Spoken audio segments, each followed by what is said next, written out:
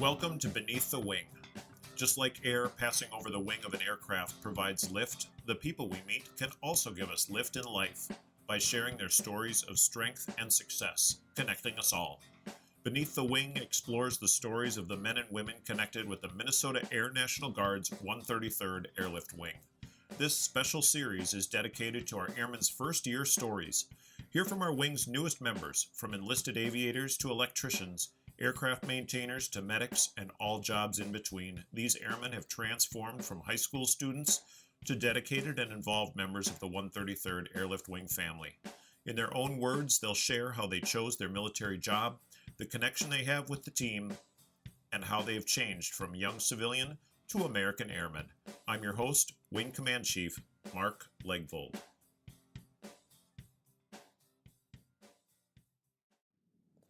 Joining me today on Beneath the Wing First Year Stories is Senior Airman Olivia Vandussen.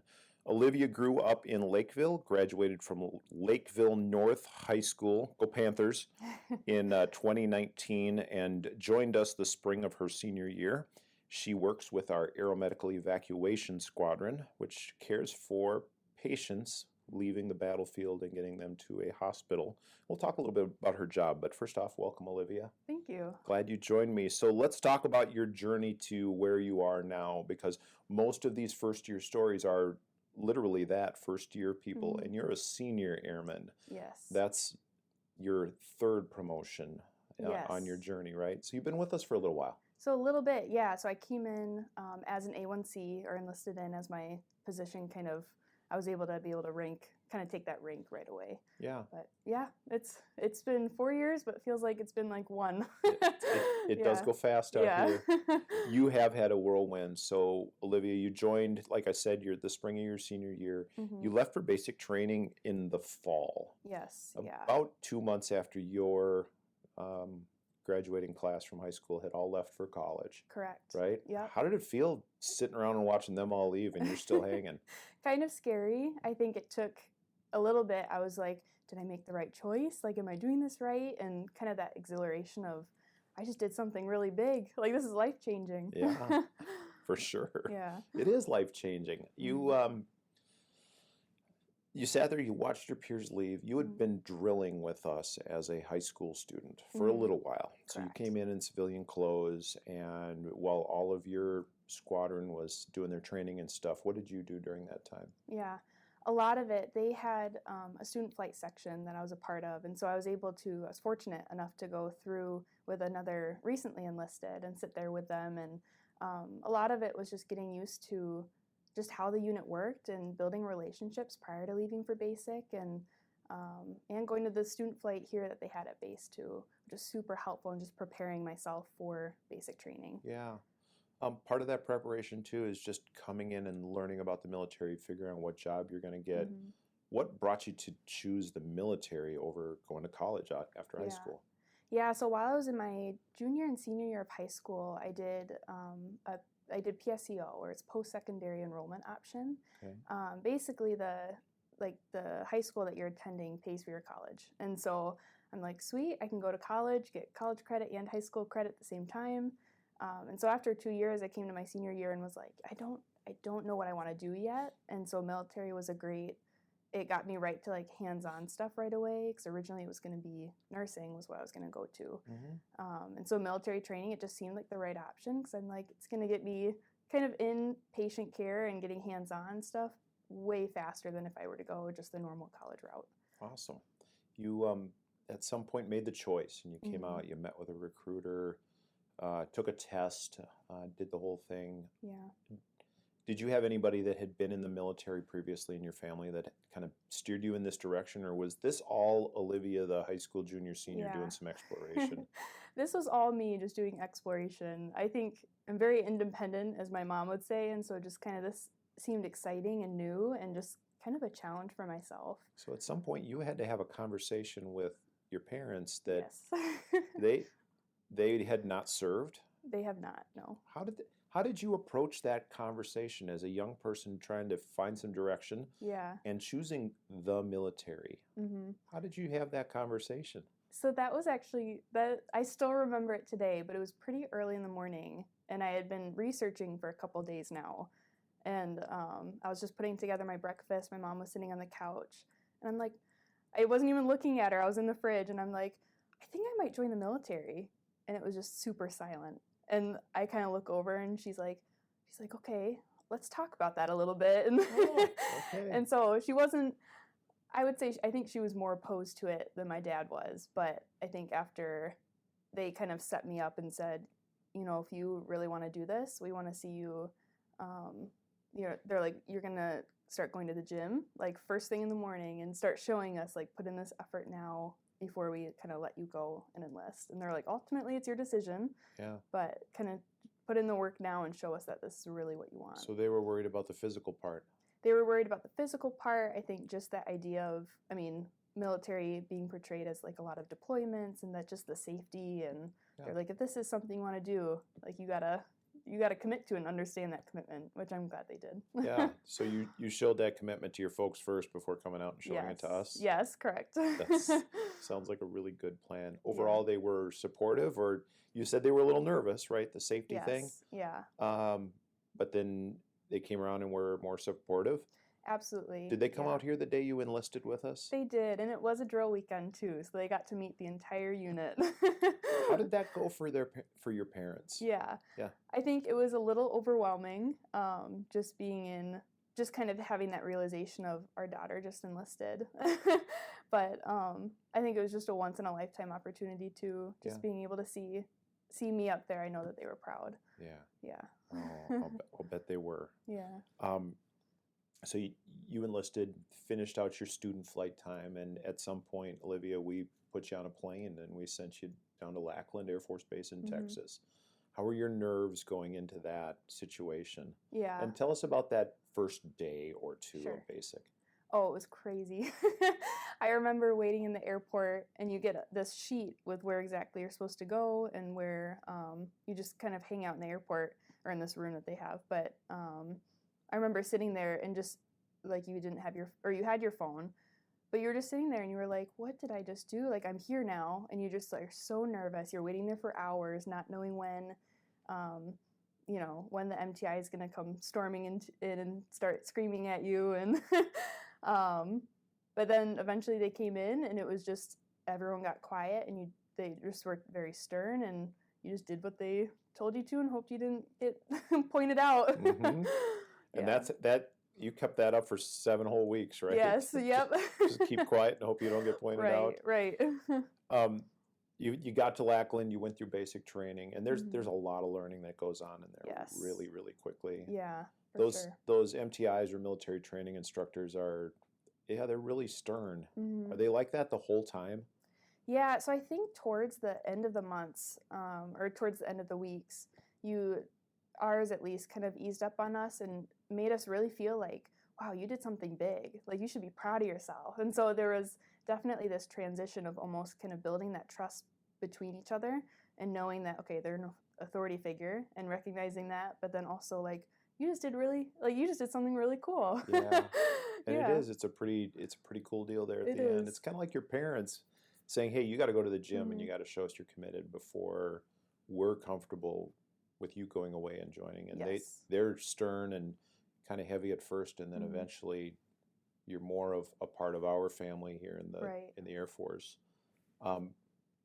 Getting done with basic training, did your folks come down for the graduation? They did, yep. Tell us about the graduation ceremony at the end. Oh, I loved it. That was my favorite part. But I remember training for it, or you would practice for probably a week or two, and you just get to the actual day and then the music starts playing and you just start marching out there. And I've never felt more proud of myself of what I've accomplished, just because you're in your blues, you're like kind of fancy uniform, and you're just marching out there like with just these crowds of people just like screaming and yelling. And obviously you have to keep your composure, no smiling or anything like that. But man, it was probably one of the best feelings I've ever had. When you go through something like that, you really have to overcome some things to feel that sense of pride at the end. Yeah. What was the most difficult part of basic training for you? Yeah. I think the most difficult part was being away from family.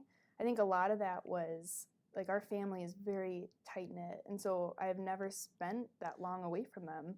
And you would get phone calls every once in a while, but I mean, you're under the pressure of, you have like 2 minutes, you know? Mm-hmm. And so there wasn't a lot to talk about, but I think it was just really encouraging, as like right before I left, my family or my dad had put together this journal of every day there was a journal entry from someone in my family and extended family members of just a memory or a photograph.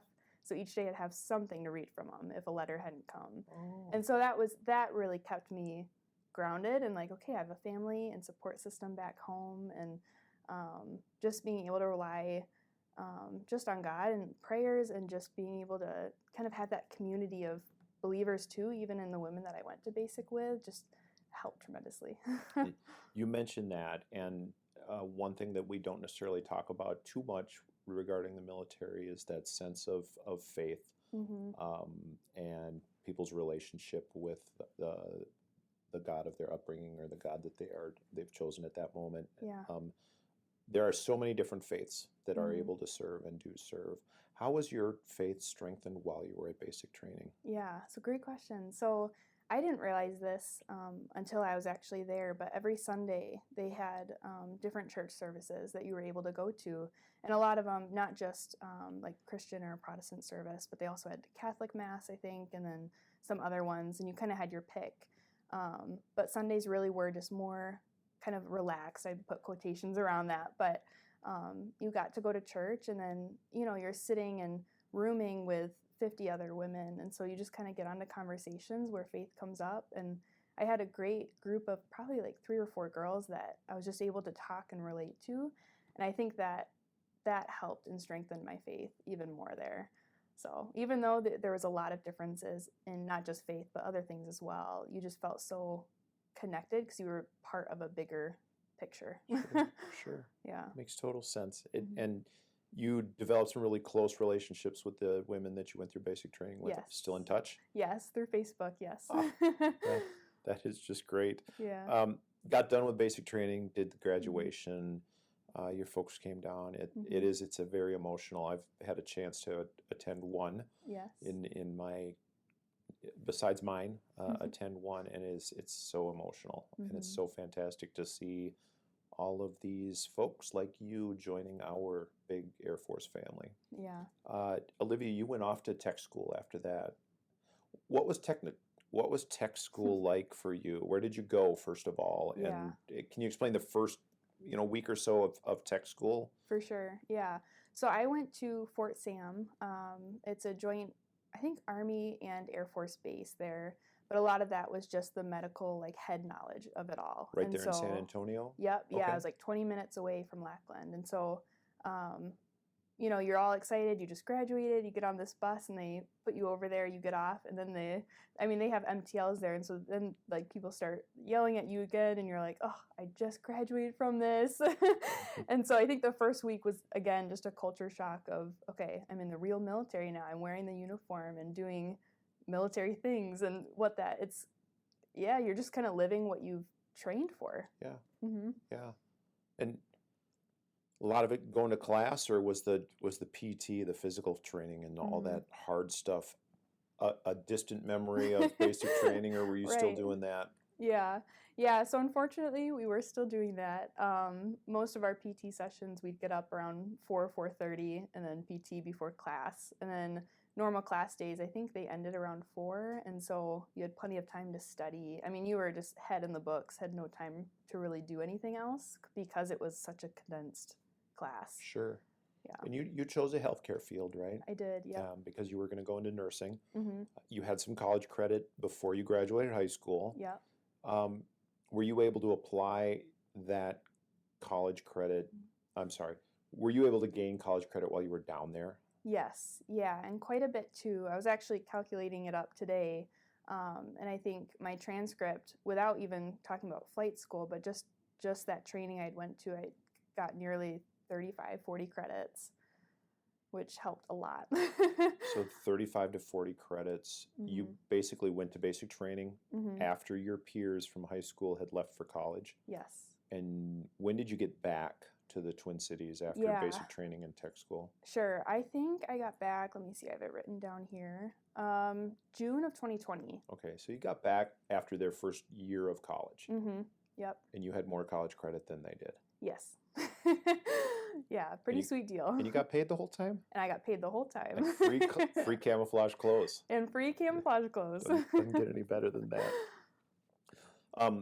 It kind of gets lonesome, and it's hard when you're away from family. And Texas is like a whole other country way down there. Yeah. What did you do to stay connected with your family, but also branch out a little bit while you were there as a new member of the Air Force family, new member of the Air National Guard with a basically new family?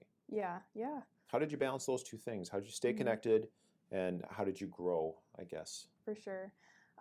So it's kind of difficult just because while I was there, or I graduated basic, and just the talk of COVID was just beginning. And so soon comes March, and then it hits, and so our base is on lockdown. And so a lot of the freedoms that we would have had were really restricting. And so I think that took quite a toll on just mental health and being able to just get out and kind of do things I enjoy. But a lot of the time that I had with my family turned into like FaceTime calls on like a daily basis. And, as your roommate that you're rooming with, you get really close with them just because they're going through the same exact thing. And just so building that community with the people in your class and doing study groups. And I mean, that was kind of all we could do. And so it really helped.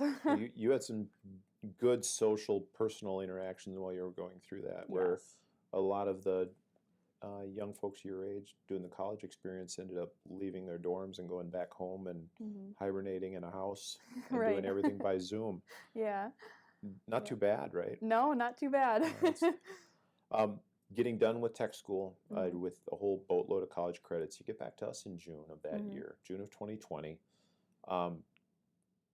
Your experience coming back was a whole lot more different, but you still had some training that you needed to do when you got back. Yes. Can you talk us through how you're an Aeromedical Evacuation Technician? Correct. Okay, good. I'm glad I got that right. Thanks. There's a lot of medical training that you have to do.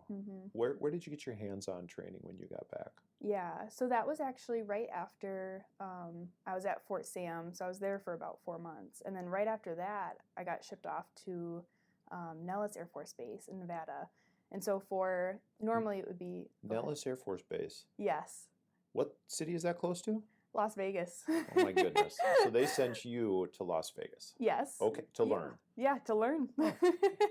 Super fun. I'll bet. Yes. But yeah, so I did that for a month. Normally it's 2, but with COVID they kind of downsized it a bit. But for a whole month I was working basically like the equivalent. I was like a medical technician at a hospital, so working in the ER. I did some rounds in the OB and GYN type, area. Did you get to deliver a baby? I saw one get delivered. Okay. Dad totally passed out, and I didn't even catch him. I backed away, and I just wasn't. I still think about that day. I'm like, I should have caught him, but yeah. So that was kind of fun. I'll bet. But yeah, so I did a lot of my hands-on there in the hospital. Then you got to come back to Minnesota. Then I got to come back home. Fantastic. And now that you've been in the Air Force and you've been doing it every single day of the week. Yep. Wearing the uniform every day. Now suddenly you're back home, right? Yeah. Did you move back home, by the way? I did. Yep. Okay. Yeah, I moved back to my house. Back to Lakeville. Correct. And what was the next step in is it now starting Olivia's regular life, her civilian life, or did you have more time here at the military base? Yeah, so I had even more time here. I had about a month that I did at the VA, working the same thing I did at Nellis. So that was pretty fun. And then after that, that's when I kind of started my normal life, pursuing a college degree, and then just getting back into kind of the rhythm of things after being in the military for so long. It just is kind of almost like a culture shock again, learning okay, I can eat and walk at the same time. Isn't that a nice change? Yeah, or talk on the phone while walking. Sure. Right. We have rules, right? Yeah, right. Some of them are, you put your hat on when you go outside. Exactly, yeah. It took me a while to unlearn that. That's exactly right. Exactly right. Your job with us, Olivia, is you are one of our flying medics. Correct. So you spend some time on a plane. Yes. And not a lot of people know that being a part of the Air Force, you don't necessarily fly planes. You don't necessarily fly on planes. It takes a lot of work to just get those things up in the air and give them a safe place to land and park and get fixed and all of the things, and keep the people that work on them healthy. For sure. But you're one of the folks that flies on the plane. Yes. What's your real job? Can you kind of explain that to somebody that's not really articulating it well now? Right, just trying right. to intro it? Yeah, so kind of how I explain it to people outside the military is, because I have my EMT training through Fort Sam, and so I'll say, I'm basically an EMT, but I do everything on the back of a plane. And so kind of that emergency medical or medicine kind of response, but we're picking up patients, keeping them stable, and then dropping them off where they need to be. Sounds so simple. It sounds simple. When you say you're an EMT, correct. Emergency medical technician is something that people have to go to school, get licensed in, then there's a big board test. You can get certified in it. Yes. Do you have a civilian certification through a military school? So I do not. Nope. So I got, well, yes, actually I do. Yeah. So at Fort Sam, it's an accelerated EMT course, and then you do the whole board exam at the end. And so in 3 months, you're fully certified and ready to go. You get you're nationally registered as an EMT. Yes. Yeah. That's a pretty great deal. It is. What are the challenges in doing emergency medical care and treatment on the back of a plane? I mean, I think of these big things. Yeah. And I'm getting on a plane and I'm flying to St. Louis, for example. It's not too bad. I'm in a chair. It's pretty smooth. So what's the big deal? Why do we need to have people like you in the military? Oh, goodness. Yeah. So we kind of learned when I went to flight school last year, you kind of learn about what flying really does to the body. And there's just so many things where just normal medical stuff down here is so kind of just, it's just thrown, everything is almost thrown out the window, just with now you kind of add in okay, we're up in the air, our machines are different, symptoms might be different than normal. And so just looking at kind of those, just the slight changes that being in an airplane, and then just the resources too. You don't have a full stock room, you're carrying 2 duffel bags on, and that's kind of what you get. And you've got to sustain a passenger. Yes. For kind of a long trip, huh? Yes, yep. What's the longest trip that you've been on so far? Yeah, so the longest I've been on, so I didn't fly much since cross-training, but the longest flight I was on, it was a training flight, I think it was 4 hours. So not super long, but deployed locations, it could be twice to triple that. Yeah, yep. So getting a patient out of a deployed location and all the way to you take them to a hardened facility, a regular hospital, correct. Right, where they can receive all the care that they need. Yes. And sustain life through that. Yeah. That's a lot of responsibility for an 18-year-old. It is. Or 19-year-old. Right. That's a lot of responsibility. It is. Do you feel like your training got you ready for that? Absolutely. Yeah, especially going to, when I went to flight school at Wright-Patterson in Ohio, the whole last month that you're there, they train you in these scenarios where, your patient dies. And so it's kind of like this, you have this realization of I have a human life in my hands, and so just understanding how to work under that pressure and under that stress, you come out of that school feeling like, I got this. And, and you have a team of 2 other, or 3, 4 other people helping you and aiding you too, which helps. Yeah, yeah, for sure. Olivia, you have made a choice here after being with us for 4 short years. Yeah. 4 short years. Mm-hmm. You have made a choice to change career paths. Yes. Now, normally when somebody changes career path, they start back at the bottom and they're learning all the new skills. You usually have to go to a different company, different. It's hard to make a career change. Yeah. But you've made a choice. Can you tell us about that choice? Yeah. So about, I would say 2.5 years in, maybe 3, I had pretty much fully gone through all the training I needed for the air evac job. And so I reached a point where shortly after I got back from one of the trainings, I was diagnosed with depression, and it kind of threw a loop in my plans. And so I really had to reevaluate where I was putting my time and what was kind of causing maybe some of the stress. And so after it took a long time to come to the decision, but after talking with people in my unit and realizing, maybe it might be best if I take a step back and maybe just kind of explore different options. And maybe the stress of this job might be adding to some of that. And yeah. You mentioned that you were diagnosed with depression. Correct. What brought you to do you mind me asking, what brought you to that? What were some of the signals? Mm-hmm. And on top of that, Olivia, you shared the story of your parents coming in and watching you enlist. Yeah. All those people that were there for your enlistment, mm-hmm. How did they help you along the way? Yeah, for sure. My mom was actually she had just a big hand in kind of getting myself to the point where I could realize, okay, this is an issue. And I think a lot of it was that last little leg at training, being away from family, it just was kind of hitting me. And I think it was realizing, okay, like I'm sleeping a lot. I'm not finding a lot of enjoyment in kind of doing things I used to love, and even just going out with friends, and it was just exhausting.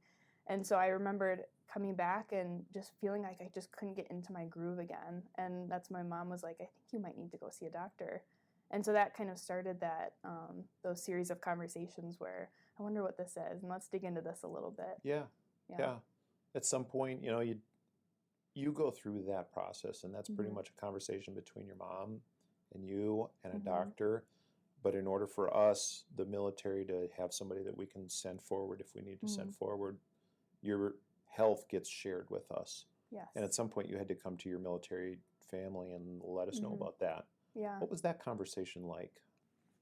Yeah, so I think having that conversation, I think I was really nervous going into it, mainly just in the flying community, being put on medication, or even just, change in health status is really important, and and that can easily take you off of flying for a little bit. And so I think my fear came from, okay, if I tell them what's going on, I could potentially lose my job and not be able to fly anymore. And I love flying.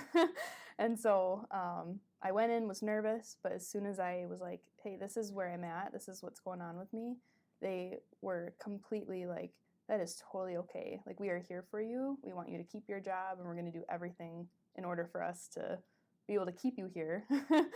Totally doesn't fit what you would originally thought. No, not at all. So you go in with a little bit of nervousness. Who did you tell first of all? Who was your first person that you shared that with? Yeah. So the person that I shared it with was my senior master, Sergeant Manjas. He's kind of basically keeps all the training, or one of his duties is just keeping training for people, getting dates and all this stuff kind of in order. And mm-hmm. so I was prepared to leave for SEER in like a week. And so I had to sit down and be like, I don't think I can do that. Yeah. Yeah. SEER is a pretty intense course. Give me what SEER means. S-E-R-E. Yes. Oh, no, I have to think. What is it? Something evade, rescue, or no, escape, rescue, and evade, or some kind of like survival training. Survival I would say. Training, just in case a plane goes down. Right. That's stressful. Yes. But you told your supervisor, you told mm-hmm. your boss, actually your boss's boss. Yeah. Hey, I have this. I'm struggling with this, mm-hmm. and I think I need to make a change. Is that how you did that? Yeah. So at the time, I didn't know if I wanted to cross train or not, and I hadn't identified the military as being kind of the main stressor yet. And so that conversation was more so, this is what's going on. I think I need to put a pause and figure some stuff out civilian side, and then I'll let you know kind of as updates come to me. And that was okay? And that was okay. They're like, totally fine. Take all the time you need. We're here if you need anything. So Olivia, you've made the choice to change careers. Yes. But you're not leaving your military unit, your military family. Yeah. What's your new job? So now I'm going into the admin side. So I'll be working with the same exact people. It'll just be a change in title and some duties. So I'm really excited. Do you get to go to a whole new tech school? Yep. So I'll go back to Fort Sam actually. But this training, instead of 4 months, it'll be 1 month. So I'm pretty excited about that. That sounds pretty darn good. Yes. And this time you go down to Fort Sam. There's Correct. no COVID. Yep. And you are not coming straight from basic training. Right. So are they going to treat you differently? Yes, which I'm super excited about. But I will be treated as a prior service member. And so I don't know exactly what that will look like, but I think that normally takes the role of being kind of have that leadership in a classroom, or just being more treated as, okay, you're in the Air Force and you've been in the Air Force, so we're going to treat you like an adult. Yeah. And you get to manage yourself through that Right, time. right. It sounds pretty darn good. Yeah. And note, do you lose pay for that? Yeah. So as far as pay, base pay I won't lose at all, or what I like my enlisted pay. I did get a 20 grand bonus, sign-on bonus for this air evac job. Hang on just a second. Yeah. You were 18 years old when you joined us. Correct. We gave you a $20,000 bonus. Yes. Straight into savings. Not too bad. No, not at all. Yeah. Yeah. So give a little bit of that back just because you have to cross-train. Yep. So I'll give half of it back because I've done half of my required service, or what I signed up for. Mm-hmm. And so they'll take 10 grand, but I get to keep half of that. Not too shabby. Yeah, pretty great. And you get to stay out here. And I get to stay out here. Why is staying with your unit important to you? Yeah. I think one of the main reasons I wanted to stay was because I had spent the last 4 years building these relationships with people and going through training. And so not losing, not having to start from ground zero again. I've already I had those relationships, and it just seemed like an interesting transition, or a great transition, to go from being a flyer to now admin, but knowing exactly what they go through for training and having that background knowledge. It just seemed seamless. So you have this operational empathy then. Yes. You totally get their job. Yep. Is the goal to stay in admin, or is the goal to get back to flying? Yeah. What do you want to do with the rest of your time out here? Right. Now you have 2 jobs that you're trained in, right? Yes. Yep. Yeah. So right now, I think admin is where I'm going to stay. I know my contract is up in a couple years, and I still haven't decided whether I'm going to stay or go. We'll kind of see what this new job is like and if I enjoy it. But yeah, I think I'd eventually love to return back to flying, but we'll see what the cards hold. That's fair enough. Yeah. Olivia, you're a busy young lady, young airman. On top of all of your military requirements, you're also going to college, correct? Yes. So you've taken all these college credits and you're applying them. What are you majoring in, and where is your school? Yeah, so after a couple degree changes, I finally settled on Care Ministries at Crown College in St. Bonifacius. All right. What does Care Ministries entail? Yeah, so it's a 2-year degree, and I kind of describe it as you get your foot in the door for being like a licensed counselor. So I'll finish the degree and I won't be licensed. I don't know if I'll pursue that, but a lot of the core classes are around like psychology and that sort of thing. Sure. Yeah. It's a lot to have done in the first 4 years. Yes. One of the things that we didn't talk about was you returned during COVID. Yes. Yep. Did you work militarily during COVID? Yes. Yeah, I did. So while at the VA, COVID was kind of at its peak, and so a lot of the, face masks, and we had the face shields, and it was exhausting, but also you kind of left feeling like, okay, I'm doing my part. Like, it feels good to now kind of apply some of what I was learning. For sure. Yeah. For sure. Olivia, I want you to think back to what younger Olivia Vandussen was like, sitting at Lakeville North. Maybe the Panthers are playing hockey that night. There's all that high school stuff that's going on. Yeah. And it's a busy time in life. But you mentioned you started thinking about this your junior year, then your senior year hit, and you're still a young person in high school. 4 years later, how are you a different person? Yeah. And how has this job out here changed you? Yeah. That's a great question. I think one thing that I always say is just the amount of confidence that I've gained since being in the military, going through basic training and realizing, wow, I can do a lot more than I give myself credit for. And not in any prideful way, but just realizing that I can do things, and I can, I have the, the flexibility and just like the mental capacity to go do something that excites me and challenges me and is really hard, but being able to come out the other end and being just really empowered and, okay, what else can I do? Mm-hmm. Sky's the limit, right? Yeah, right. Yep. Fantastic. Yeah. You have the opportunity to talk to somebody that might be considering this. Mm-hmm. What would you tell them? Is this something that you would recommend to them, and why? Mm-hmm. Yeah, I would completely recommend it. Just looking at the college benefits alone, especially if you're struggling financially for college, I mean, there is no quicker way to get to any sort of hands-on portion of job, like a job training, than the military. You get, for me, it was, I enlisted, and less than a year later, I was face-to-face with patients working with them. And I think that's been the most impactful thing for me, just being able to kind of like get right to it. Yeah. And there's not that long, process of learning and getting there. Stressful, but worth it. Yeah. But right out of high school and seeing patients within a year is a pretty exceptional transformation. And Olivia, we're glad that you're staying with the 133rd. Yeah, me too. Glad that you're staying with the Aeromeds.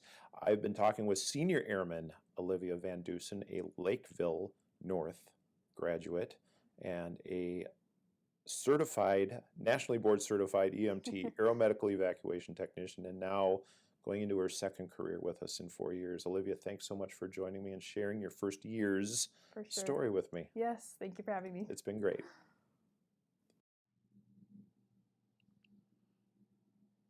As always, thanks for joining me on Beneath the Wing, where those connected with the 133rd Airlift Wing, Minnesota Air National Guard share their stories of strength and success. We will be releasing a new first-year story each Tuesday and Thursday throughout the month of February, March, and April. If you think you are someone whose story could be a part of our Wings family here in Minnesota and are seeking direction for your next step in life, or you know someone who is, please explore our opportunities at 133aw.ang.af.mil and share these podcasts. If you're outside our local area but are still interested in serving in the Air National Guard in your state or territory, goang.com will get you started. That's goang.com. As always, I'd like to thank our public affairs section, especially Amy Lovegren, for her post-production and release work. I've been your host, Wing Command Chief Master Sergeant Mark Legvold.